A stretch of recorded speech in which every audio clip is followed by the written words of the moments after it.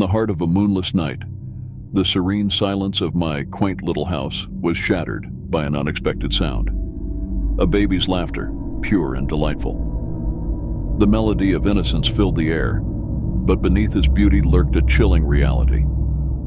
There was no baby in my home. I had moved into this old Victorian house a few months ago, drawn by its secluded charm and the whispering pines that surrounded it. My nights were usually filled with the soft creaking of the old structure settling in, a comforting reminder of its age and stories it must hold. But this sound, this laughter, was alien. At first I thought my mind was playing tricks on me, a product of the solitude I had embraced in this remote retreat. I paused, straining my ears against the stillness of the night, but the laughter had ceased as suddenly as it had begun.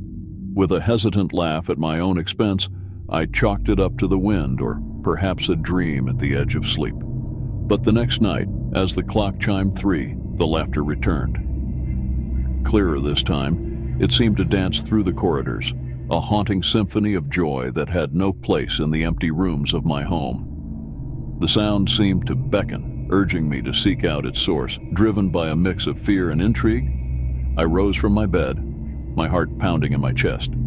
The house was dark, the shadows stretching long and eerie in the moonlight that filtered through the windows.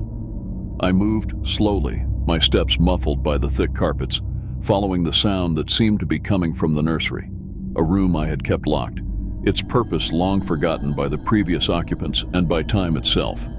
The laughter grew louder as I approached, a beacon in the dark, guiding me to the very heart of this mystery. The door to the nursery creaked open with a gentle push, revealing a room untouched by time. Dust motes danced in the shafts of moonlight, and there, in the center of the room, stood an ancient crib.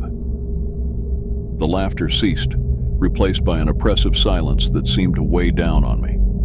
My eyes scanned the room, searching for an explanation, but found none. The crib was empty, as I had known it would be, yet the air felt charged, as if filled with the echoes of a presence long gone. Days turned into nights, and the laughter returned with unfailing regularity. Each time, drawing me into its web, I researched the house's history, delving into the local archives, desperate for any clue that might explain the phenomenon. The house had been built in the late 1800s by a wealthy merchant whose life was marked by tragedy. His only child, a daughter, had died in infancy, her laughter never having filled these halls. Armed with this knowledge, I felt a strange sense of purpose. Perhaps the laughter was the echo of the child's spirit, trapped within these walls, seeking the life it was denied. I found myself speaking to the air, offering comfort to an unseen presence, driven by a need to provide solace to the restless soul. But as the weeks passed, the laughter began to change. What was once pure and innocent grew darker, tinged with something sinister. It was no longer just laughter.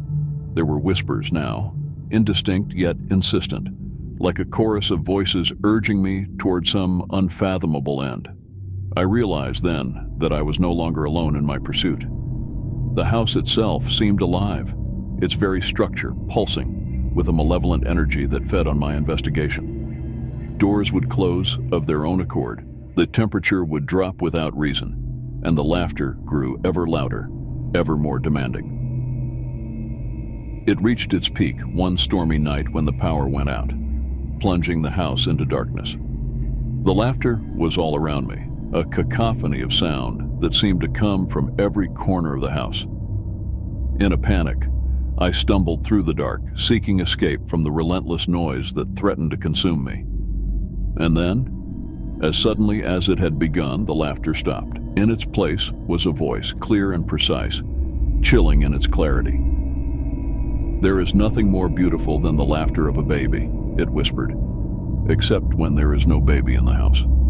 I fled the house that night, driven by a terror that eclipsed all reason. I left behind my belongings, my research, everything. The house stands still, a silent monument to the mysteries it holds. But I know now that some things are better left unexplored, some sounds better left unheard.